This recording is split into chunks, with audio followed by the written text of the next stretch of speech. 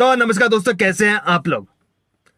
दोस्तों, हम जब भी एक नई गाड़ी खरीदते हैं हमारा एक सवाल होता है, पैनोरामिक सनरूफ है, एयर प्यूरीफायर है, ग्लोबल एनकैप रेटिंग कैसी है इस गाड़ी की, और गाड़ी का इंजन कितना पावरफुल है। ठीक है, वो तो हमारा एक सवाल होता है कि हम गाड़ी जब खरीद रहे हैं तो उसमें क्या क्या चीजें होनी चाहिए। पर मेन एक सवाल आता है रिलायबिलिटी और आफ्टर सेल सर्विस।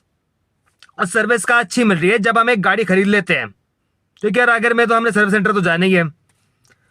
तो आज ना मैं आपको एज एन ओनर मैं आपको शेयर करने वाला हूं कि जब मैंने अपनी होंडा एलिवेट की 6 मंथ वाली सर्विस कराई है, जो 6 मंथ वाली सर्विस होती है, वहां मेरा एक्सपीरियंस कैसा रहा है। तो आप लोग इस वीडियो में बने रहना ताकि जो भी डिटेल्स है अपनी जो सर्विस रिलेटेड वो मैं शेयर कर सकूं। What's on your mind? Can I read it from your eyes? Can we leave and make the time stand still? तो दोस्तों, हम जब भी सर्विस सेंटर पे जाते हैं ना तो वो चीज काफी ज्यादा मैटर करती है कि सर्विस एक्सपीरियंस कैसा मिलता है। एंड हम जब भी एक गाड़ी खरीदते हैं तो ये चीज काफी मैटर करती है कि बेस्ट सर्विस सेंटर कौन सा है जो हमें हमारी गाड़ी के लिए अच्छी सर्विस देगा। तो मैं गया था गाइस आइकॉनिक होंडा गुड़गांव में, और उसका एक्सपीरियंस मैं आपको डेफिनेटली बताने वाला हूं इसी वीडियो में। तो सबसे पहले शुरुआत होती है कि जब मैं सर्विस सेंटर पे जाता हूं तो स्टाफ का बिहेवियर कैसा होता है।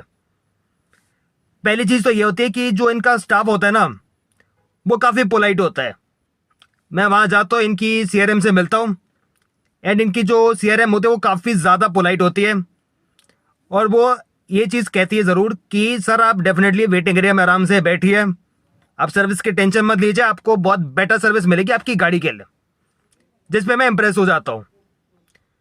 फिर दूसरी चीज ये होती है कि जो एक बेसिक कर्टेसी होती है ना कस्टमर्स की तरफ, वो काफी अच्छी लगी कि हम वेटिंग एरिया में बैठे थे तो हमसे पानी वानी पूछ लिया, या कुछ और आप लेना चाहेंगे तो वो हमें अच्छे से पूछा। अब वही चीज है कि अगर आप ऐसी कर्टेसी रखते हो ना अपने सर्विस सेंटर पे तो कस्टमर तो डेफिनेटली इंप्रेस हो जाएगा। फिर दूसरी चीज आती है कि आपका जो सर्विस एडवाइजर होता है उसके साथ आपका कैसा एक्सपीरियंस रहता है। तो मेरे जो सर्विस एडवाइजर थे, मैं एक चीज कहूंगा, उनकी जो नॉलेज थी वो काफी ज्यादा अच्छी थी। और मेन कई बार होता है कि आपको एडिशनल सर्विसेज डेफिनेटली बताते हैं कि आप ऑप्ट कर सकते हो। तो सर्विस एडवाइजर से मैं मिला था, उन्होंने कुछ सर्विसेज बताई थी कि सेरेमिक कोटिंग आप करा सकते हैं, और हमें सेरेमिक कोटिंग का ना अच्छे से फायदा समझाया था। पहले ये नहीं बोला था कि आपको करानी चाहिए थी, आपने कैसे नहीं कराई, ये नहीं बोला। बट सर्विस एडवाइजर का मेरे को यहाँ पे ये चीज बहुत अच्छी लगी कि उन्होंने ना ये हमें फायदा समझाया कि हम ये चीज करा सकते हैं जब भी हम गाड़ी को सर्विस सेंटर पे लाते हैं। और सेरेमिक कोटिंग से हमारी गाड़ी की जो आउटर बॉडी फिनिशिंग है उस पर कितना असर होता है वो सर्विस एडवाइजर ने काफी अच्छे से समझाई थी। फिर वही चीज होती है कि जैसे कुछ भी सर्विस होती है हमें एडिशनल कभी ऑप्ट करनी हो फ्यूचर में, तो उसके क्या क्या फायदे हमें हो सकते हैं एज अ कस्टमर, वो चीज पहले तो मुझे काफी अच्छी लगी है जब सर्विस एडवाइजर ने ये चीजें बोली। फिर दूसरी चीज होती है कि हमें जैसे सर्विस का चेक करना होता है कि कौन सी सर्विसेज हमें ऑप्ट करनी चाहिए। तो सर्विस एडवाइजर ने ना मेरे को एक चीज बताई थी कि जो होंडा कनेक्ट ऐप है, उन्होंने बोला कि आप ये जरूर चेक कीजिएगा, आपके जो भी सर्विस करानी होती है आप उसे जरूर चेक कर लीजिएगा। और मेन वही चीज है कि मेरे जो अगली सर्विस होगी अब 10,000 वाली, उसके लिए भी उन्होंने काफी अच्छा गाइड कर दिया है कि हम ये चीजें करा सकते हैं। फिर आती है बात की कैसा टेक्नीशियंस की नॉलेज है। आप गाड़ी दे रहे हो कि आपका टेक्नीशियन होता ही है, वो कैसे डायग्नोज करता है। तो आइकॉनिक जो टेक्नीशियन है मैं यहाँ पे बोलूंगा काफी अच्छी नॉलेज है। मैंने एक ना इशू रेस किया होता है कि मेरे जो एंड्रॉयड ऑटो है वायरलेस जो आता है उसमें ना वो इशू हो रहा था कि वो डिस्कनेक्ट हो जाता था जब भी मैं गाड़ी चलाता था। तो वही चीज है कि जो इनका टेक्नीशियन था वो टेक्नीशियन ने एक चीज बोली मेरे को कि जो भी भैया आपका जो इशू है, अभी तो मैं वो सिस्टम को अपडेट कर रहा हूँ, बट अगली बार इशू है तो आप वीडियो बना के बस जरूर दिखा दीजिएगा, हम उसको दोबारा चेक कर लेंगे। तो यहाँ पे तो मैं ये चीज़ पे इम्प्रेस हुआ कि यार सिस्टम को अपडेट करा इन्होंने, और ये चीज़ बताई है कि अगर हमें फ्यूचर में इशू आता है तो हम कैसे इनको बता सकते हैं वो चीज़। तो वही चीज़ है कि नॉलेज तो मुझे टेक्नीशियंस की और सर्विस एडवाइजर की काफ़ी अच्छी लगी, और बेसिक कर्टेसी जो है ना वो लाइक जो भी इनका स्टाफ वगैरह होता है वो मुझे काफ़ी पसंद आया। फिर मेन बात आती है कि इनका वेटिंग एरिया काफ़ी ज़्यादा मेंटेन था। ठीक है, वही चीज़ है कि आप अपने पेरेंट्स के साथ जाते हो तो पेरेंट्स भी कंफर्टेबल रहते हो और आप भी गाड़ी को आराम से देख सकते हो। ये चीज़ मुझे अच्छी लगी। एक तरफ वही है कि शोरूम और सर्विस सेंटर तो साथ में अटैच ही थे, तो मेरे को ये चीज़ एज अ कार एंथुसियास्ट एक मौका मिल गया कि मैंने एक तरफ होंडा की गाड़ियों का लाइनअप वो एक्सप्लोर कर लिया था, तो मैंने अमेज और सिटी को भी एक्सप्लोर कर लिया था साइड में ही। फिर जैसे ही मेरी गाड़ी आ गई वॉशिंग पे, मैं सोचा चलो एक्सप्लोर कर लेते कि वॉशिंग कैसी हो रही है। मैं देखने गया, ये चीज़ बहुत बढ़िया थी कि यार जो इनकी वॉशिंग क्वालिटी है ना, मुझे बहुत बढ़िया लगी। गाड़ी अच्छे से धोई और गाड़ी पे 1% में मुझे कोई स्क्रैच ऐसा नहीं मिला, या मुझे 1% ऐसा कोई डिससेटिस्फैक्शन नहीं हो कि वॉशिंग कैसी करी है। इतने अच्छे से इन्होंने वॉश करके दिए थे, यहाँ पे मैं फिर से इंप्रेस हो गया। अब मेन बात आती है कि टाइमली डिलीवरी हुई क्या मेरी गाड़ी की, या टाइमली सर्विस कंप्लीट हुई? तो डेफिनेटली सर्विस टाइमली कंप्लीट हुई थी, क्योंकि मैं जब 9 बजे तक पहुंचा सर्विस सेंटर पे, 9 बजे के बाद, तो उन्होंने जो प्रॉमिस डिलीवरी टाइम दिया था वो था 11:30 का।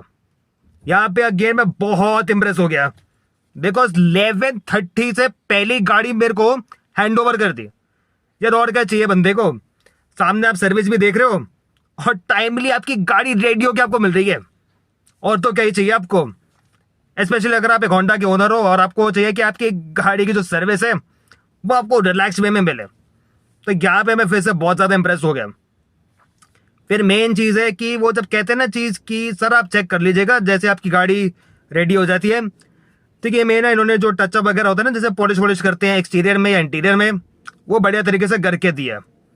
एंड यहाँ पे काफ़ी मैं ज़्यादा इंप्रेस था, बिकॉज वही चीज़ है कि मेरे को वहाँ पे सामने बोल भी देते कि भैया आप आराम से गाड़ी चेक कर लो, कोई दिक्कत नहीं है। गाड़ी चेक करे तो मेरे अकॉर्डिंग तो अभी जो मेन जनरल चेकअप्स है तो वो तो इन्होंने काफ़ी सही से करे होते हैं। मेन जो आपका ऑयल फिल्टर हो गए, एयर फिल्टर हो गए, या जो भी चीज़ें है या ऑयल वगैरह हो गए, वो वही जनरल चेकअप पे चेक हो गया था। तो मेन तो मैं यार एक चीज़ कहूँगा कि यार जो इशू डायग्नोज करने का है या कस्टमर्स के किस तरह से सुनता है, वहाँ पे मैं काफ़ी सेटिस्फाइड था आइकॉनिक होंडा गुड़गांव पे। तो डेफिनेटली यार अगर आइकॉनिक होंडा गुड़गांव से कोई भी वीडियो को देख रहा है ना, तो मैं एक चीज़ तो कहूँगा कि मैं आपकी सर्विसेज से मैं बहुत ज़्यादा सेटिस्फाइड हूँ। एंड अगर मुझे किसी को रिकमेंड करना हुआ अपनी होंडा की गाड़ी की सर्विस के लिए, तो डेफिनेटली आइकॉनिक होंडा गुड़गांव मेरे साइड से तो रिकमेंडेड है। एंड क्योंकि मेरा जो सर्विस एक्सपीरियंस जिस हिसाब से अच्छा रहा है, तो मैं इनके जो कॉन्टैक्ट डिटेल्स है वो मैं डिस्क्रिप्शन में मेंशन कर दूंगा। आप इनको डेफिनेटली ट्राई कीजिएगा, रीच आउट करने का, अगर आपके पास होंडा की कोई भी गाड़ी और आप चाहते कि आपको रिलायबल सर्विस मिले आपकी गाड़ी के लिए। अब मैं आपको कंक्लूजन दे देता हूँ कि ओवरऑल सर्विस कैसा था। सबसे पहले तो वही चीज़ है कि आप ओनर हो तो आपके पेरेंट्स भी कंफर्टेबल फील करते हैं जब वो वेटिंग एरिया में बैठते हैं। दूसरा फिर स्टाफ की कर्टेसी, और तीसरी चीज़ है कि सर्विस एडवाइजर और टेक्नीशियंस की नॉलेज। मैं काफ़ी ज़्यादा ओवरऑल इंप्रेस था अपनी जो भी मेरी 6 मंथ्स वाली सर्विस हुई है। तो ये था गाइस मेरा एक पूरा सर्विस एक्सपीरियंस। आप लोग बताना कि अगर आपने होंडा की कोई भी गाड़ी खरीदी है तो आपका एक्सपीरियंस कैसा रहा है, ये ज़रूर आप अपने ओपिनियन जरूर शेयर करना। और आपके कोई भी सवाल हो तो एक कमेंट्स में मेरे को जरूर पूछ लेना, मैं एज एन ओनर आपको रिप्लाई करने की पूरी कोशिश करूंगा।